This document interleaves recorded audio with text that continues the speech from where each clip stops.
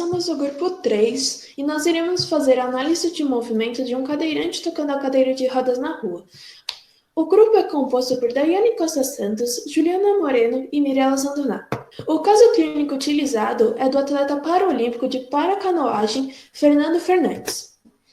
E o quadro de lesão medular do atleta é de nível torácico, mais especificamente na T12, o qual ele sofreu essa lesão e teve a sua vértebra comprometida, sendo fragmentada em vários pedaços, tendo que colocar 8 pinos nas vértebras vizinhas.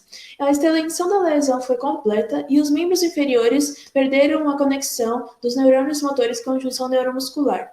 Já os membros superiores estão saudáveis em relação desde a força tórica e articulação ósseos aos seus músculos, devido ao seu histórico de rotinas de exercícios fixas por ser um atleta. A seguir, vamos apresentar um trecho da sua entrevista ao Fantástico em 2009.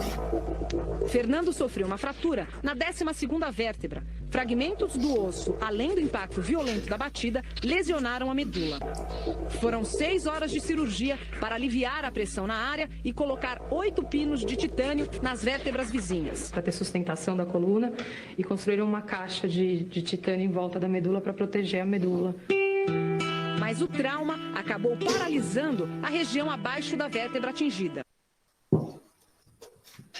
A cadeira de rodas utilizada por ele é da marca Jumper Equipamentos e o modelo é Le Parcours. A sua roda tem um aro de 24 centímetros de diâmetro.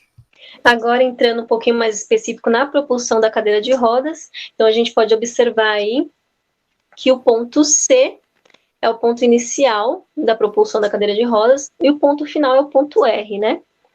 O ponto C, ele se trata do primeiro contato da mão do cadeirante com o aro de propulsão da cadeira. Os antebraços, nesse momento, eles estão perpendiculares ao aro da roda. Também, nesse momento, há a fixação da mão com o aro, para poder gerar, então, o primeiro impulso de força e tirar esse conjunto do usuário e cadeira de rodas da inércia, né? Então, entre o ponto C e o ponto R, a mão do cadeirante ela permanece em contato com o aro da cadeira, realizando um movimento contínuo de esforço. O ponto R é quando acontece a conclusão desse movimento, finalizando de maneira que o antebraço e o braço eles possam estar alinhados numa mesma direção. E aí, nesse momento, também deixa de existir o contato entre a mão do cadeirante com o aro de propulsão da cadeira.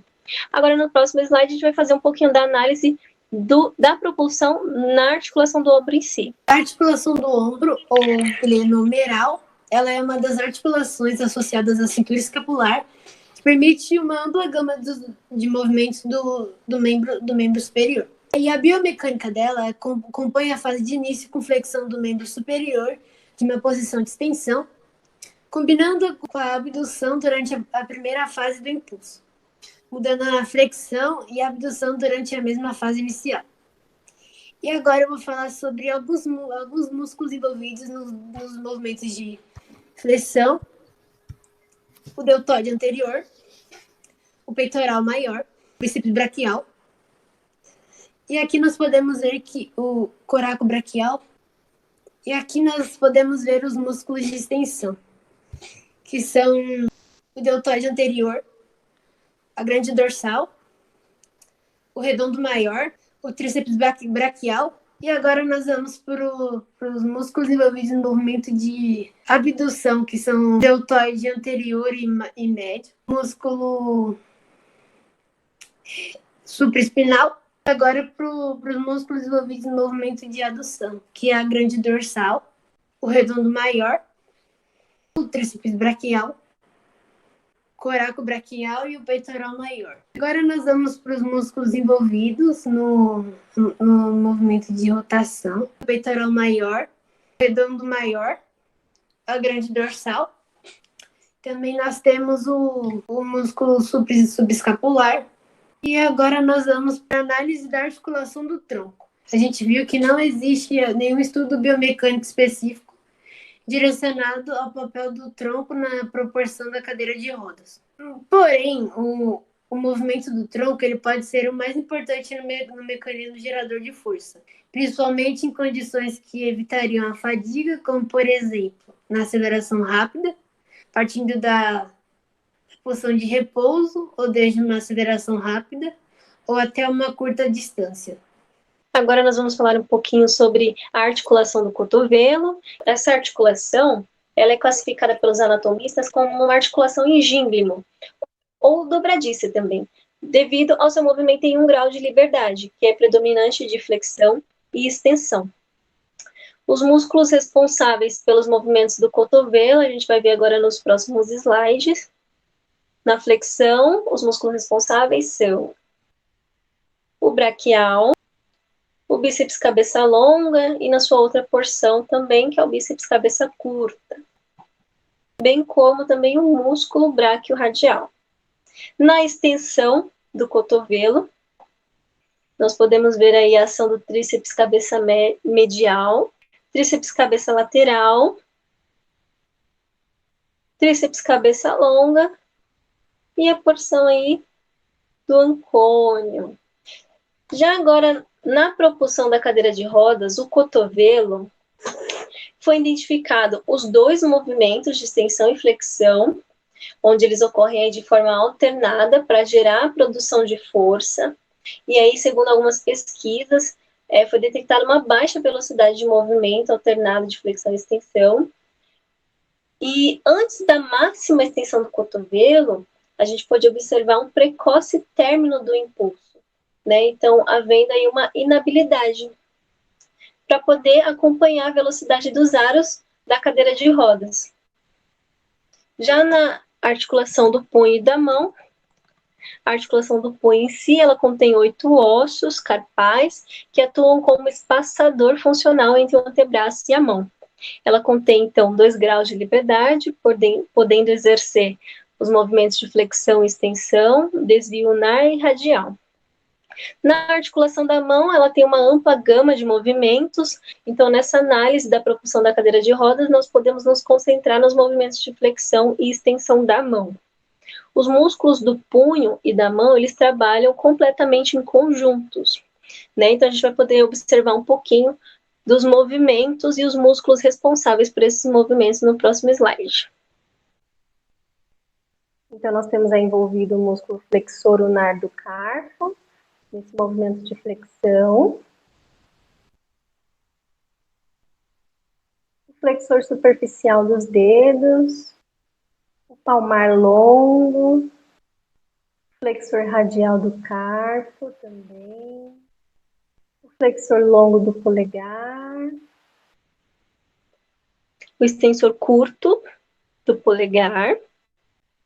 Já na extensão do punho, nós temos aí o extensor radial longo do carpo, o extensor radial curto do carpo, o extensor dos dedos, o extensor ulnar do carpo, o extensor do indicador. Agora, no desvio ulnar, nós temos aí o flexor ulnar do carpo, o extensor ulnar do carpo, também envolvido aí. Já no desvio radial, a gente pode ver que o flexor radial do carpo faz parte, né, dos músculos que realizam esse movimento. O extensor radial longo do carpo, o extensor radial curto do carpo e o abdutor longo do polegar. Temos aí também envolvido o extensor longo do polegar e o extensor curto do polegar. Na propulsão da cadeira de rodas, a gente pode perceber que na realização do contato da mão com o aro, a mão ela é delicadamente estendida, radialmente desviada e supinada com o auxílio do antebraço, certo? Logo após, os movimentos são de extensão para flexão, desvio radial para ulnar, supinação para pronação, durante todo o restante da fase de impulso. Os valores para extensão extrema na propulsão da cadeira de rodas é de 30 graus a 39 graus. Desvio ulnar é de 20 graus a 25 graus. Já na extrema flexão é um pouco menor e o extremo desvio radial é um pouco maior comparado a esses valores citados.